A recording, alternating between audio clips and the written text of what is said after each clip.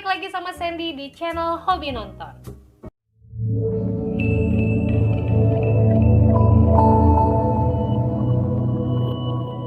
Hai Korean lovers, di video kali ini gue akan bahas drama Korea yang sudah pernah gue bahas, yaitu The Penthouse War in Life episode 1.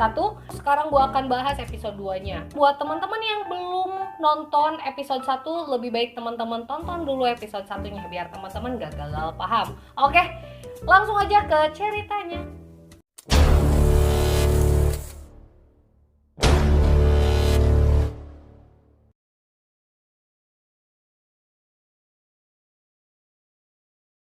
Seperti yang kalian tahu, di episode 1, Yoonhee memberanikan diri untuk melabrak Sojin datang ke tempat latihan bernyanyinya.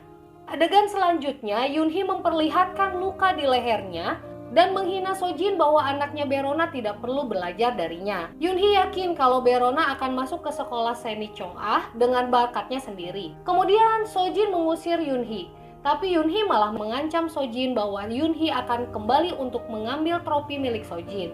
Kemudian Yoonhee pun pergi. Ha Eun-byeol, anaknya Sojin, bertanya kepada ibunya apa yang terjadi. Sambil kesal, Sojin menjawab dengan memaksa Ha Eun-byeol untuk menjadi penyanyi terbaik saat penerimaan masuk sekolah Seni Chong-ah. Karena Sojin menginginkan anaknya menjadi kebanggaan kakeknya yang berstatus direktur sekolah Seni Chong-ah. Di ruang kepala sekolah, Yoonhee mencoba meminta maaf kepada kepala sekolah karena sudah menendangnya. Dan kepala sekolah pun malah memperlihatkan giginya yang copot karena tendangan Yoonhee. Yoonhee sangat bingung dan menyesal dengan apa yang sudah diperbuat. Sampai akhirnya ketika dia lihat ada seorang model yang ketika dicerita di awal, teman-teman lihat ada seorang model yang berselingkuh dengan konsumennya Yoonhee. Dari situ Yoonhee pun mempunyai ide, lalu dia pun langsung datang ke rumah konsumennya dan menyimpan sebuah kamera untuk memperlihatkan atau membuktikan perselingkuhan mereka. Setelah beberapa lama, saat Yoonhee mencari guru menyanyi untuk Berona, tampaknya Sojin sudah melakukan sesuatu. Karena banyak sekali tempat mengajar menyanyi menolak untuk mengajarkan Berona. Di sisi lain, Sojin mencari tahu bagaimana nilai Berona di sekolahnya dan terkejut karena nilai Berona sangat sempurna. Kemudian karakter lain yang bernama Anali kembali mengajar anak-anak Herapeles. Dante melihat ada sepatu yang menurut dia tidak cocok di rumahnya. Dia pun meminta pelayan untuk membuang sepatu itu. Kemudian Suryeon pun datang dengan Anali dan langsung mengambil sepatunya lalu pergi. Suryeon merasa tidak enak kepada Anali, kemudian menyusul Ana untuk meminta maaf apa yang sudah dilakukan suaminya. Lalu Dante mendapatkan kabar dari kepala sekolah anak-anaknya bahwa Seokhyung memberikan jawaban kosong pada lembar jawaban ujiannya. Terlihat Dante sangat marah, langsung memanggil si kembar. Dante mengunci pintu dari dalam dan bertanya kepada Seokhyung membenarkan atas apa yang terjadi. Dan ternyata Seokhyung sengaja melakukannya karena tidak mau masuk sekolah Seni Chong-ah.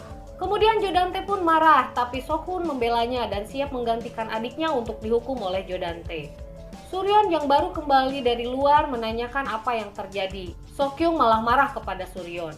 Di tempat lain, Anali sedang berada di dokter hewan. Anjingnya yang sedang sakit dan membuat Anali harus mencari uang untuk pengobatannya dan tinggal berdua dengan anjingnya. Anali benar-benar sangat menyayangi anjingnya. Keesokan harinya, Yoonhee mengancam anggota kongres atau konsumennya yang dulu dengan video yang membuktikan perselingkuhannya. Yoonhee terpaksa melakukan ini untuk mendapatkan uang yang sangat banyak untuk menyuap kepala sekolah Berona yang sudah dia tendang. Akhirnya Yoonhee pun mendapatkan uang dan berhasil menyuap kepala sekolah tersebut. Di sisi lain terlihat Dante melakukan hal kejam demi kelancaran bisnisnya. Dia beserta para suami yang tinggal di Herapeles melakukan pemaksaan penggusuran lahan yang akan dia beli untuk mendapatkan keuntungan yang lebih dari pembangunan ulang daerah tersebut. Di saat Berona melakukan latihan menyanyi di halaman sekolah, datanglah Yoonhee dan guru seni yang menjadi tutor Jennie. Guru tersebut pun berkata bahwa dia bersedia mengajar Berona sampai tes masuk ke sekolah Seni Chong-ah. Karena ternyata guru tersebut telah dipecat oleh Jennie dan Jennie sudah belajar di tempat Sojin. Akhirnya Berona pun berlatih dengan guru tersebut dan berkata bahwa ujian masuk ke sekolah Seni Chong-ah adalah dengan menyanyikan lagu Jerman. Berona pun kaget karena yang dia tahu ujian tersebut harus menyanyikan lagu Itali. Berona pun panik karena dia tidak bisa berbahasa Jerman. Guru itu pun bersedia mengajari Berona perlahan. Di sisi lain, saat Ha Eun-byeol sedang berlatih dengan ibunya Sojin marah karena nada yang dinyanyikan Ha Eun-byeol sangat datar. Di pikirannya dia terus membandingkan suara anaknya dengan Berona. Kekesalan Sojin pun teralihkan karena dia mendapatkan pesan dari Dante untuk bertemu di Herapeles taman lantai 35. Anali yang sudah menyelesaikan tutornya, dia akan pergi ke tempat Sokyung untuk memberikan tutornya. Tapi Ana mendapatkan pesan bahwa Sokyung meminta penundaan waktu 30 menit. Sambil menunggu waktu, Anali pergi istirahat sambil makan. Tiba-tiba dia melihat seseorang yang memasuki taman di gedung tersebut. Dia pun kaget karena melihat Sojin dan Jo Dante bertemu berdua di ruang taman tersebut. Kemudian Anali penasaran dengan apa yang terjadi.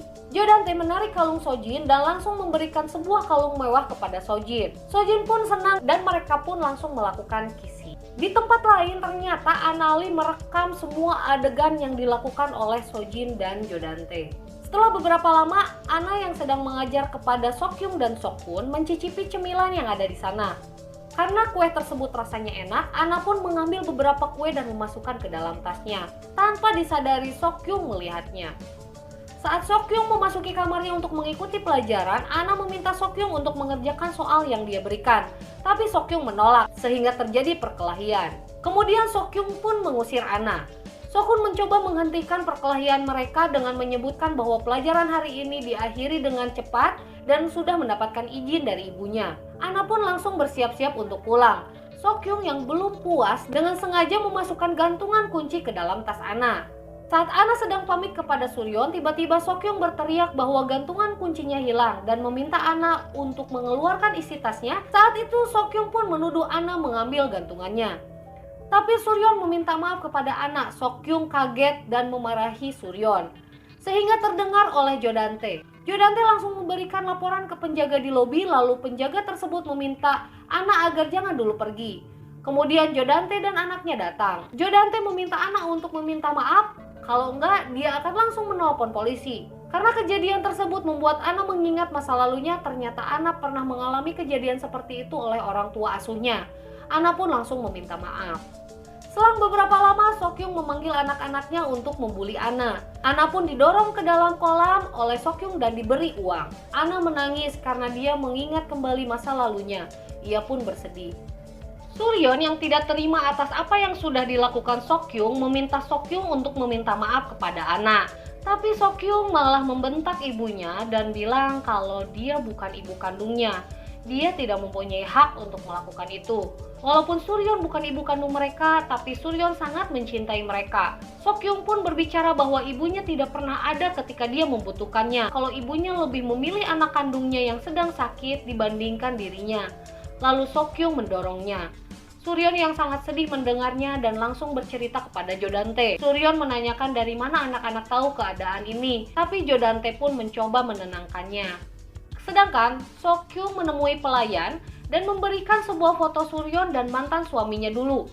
Sokyung meminta pelayan tersebut untuk membuangnya. Keesokan harinya ujian praktek masuk sekolah menengah seni Chong'ah pun dimulai.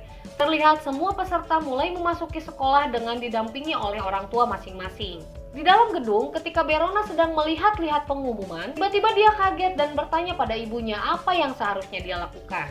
Ternyata syarat ujian masuk sekolah harus menyanyikan lagu Itali, bukan Jerman, seperti yang dikatakan guru Berona. Yunhee pun marah karena guru tersebut telah menipunya dan terus menghubungi guru tersebut. Sojin yang ketika itu melewati mereka langsung melihat sepatu yang dikenakan oleh Berona. Yunhee mencoba menghibur Berona dengan cara bernyanyi bersama anak itu. Dan mereka pun bernyanyi bersama. Han-byul yang menyaksikannya mulai panik. Berona pun mulai menyanyi dengan tirai tertutup, sehingga para juri tidak dapat melihat para peserta ujian. Tapi Sojin tahu suara Berona dan memastikan melihat sepatunya. Sepertinya Sojin sudah melakukan ide jahat untuk menjebak Berona. Setelah beberapa lama, Han-byul pun keluar dari ruangan dan terlihat sangat gelisah. Peserta lain yang melihat mengetahui bahwa Han-byul melakukan kesalahan.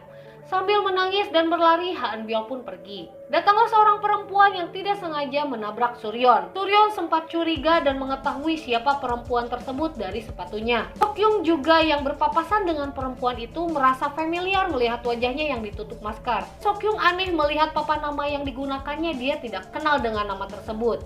Ternyata perempuan itu adalah Anali. Dia ternyata mempunyai nama asli Min Sol-a yang menyamar menjadi Anali karena memerlukan biaya untuk kesehatan anjingnya dan untuk kehidupan sehari-hari. Min Sol-a ternyata mempunyai suara yang sangat mengejutkan. Bahkan Sojin pun terpukau dengan suaranya dan memberikan nilai sempurna. Di malam harinya Berona tampak cemas menunggu hasil ujian masuk ke sekolah Chong'a. Dan saat hasilnya diumumkan, Sokhun mendapatkan peringkat pertama pada mata pelajaran. Tetapi untuk nyanyian klasik ternyata orang lain yang tidak mereka kenal yang mendapatkannya, yaitu Min Sol-a. Sokyung langsung mengingat sesuatu dan mencurigai Ana. Dia langsung menariknya dan melepas rambut palsunya. Sedangkan hasil dari Berona, dia ternyata didiskualifikasi dan menjadi siswa cadangan apabila ada siswa lain yang bersedia keluar.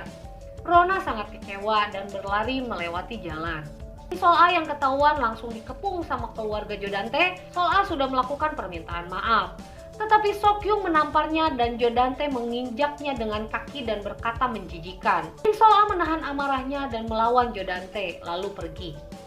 Sokyung yang masih kesal langsung memberitahu yang lain dan merencanakan sesuatu. Suryeon mengejar Min Sol-a dan menanyakan alasannya berbohong dan meminta agar Min Sol-a meminta maaf kepada keluarga yang lainnya. Suryeon juga meminta Min Sol-a untuk menunggu karena ada sesuatu yang akan diberikan oleh Suryeon untuknya. Ketika Min Sol-a sedang menunggu, tiba-tiba ada yang menutupi kepalanya dan menculiknya. Ternyata itu adalah kelakuan anak-anak dari Herapeles. Mereka memukulnya, meriksaknya dengan kejam. Min Sol-a disembur dengan minuman keras dan tangannya diikat.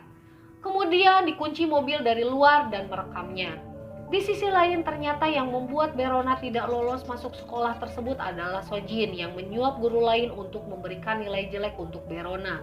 Tak lama kemudian, Kang Mari datang dan memberitahu Sojin bahwa Min Sol-a yang jadi juara pertama dari nyanyian klasik adalah tutor yang mengajari anak-anaknya, yaitu Anali.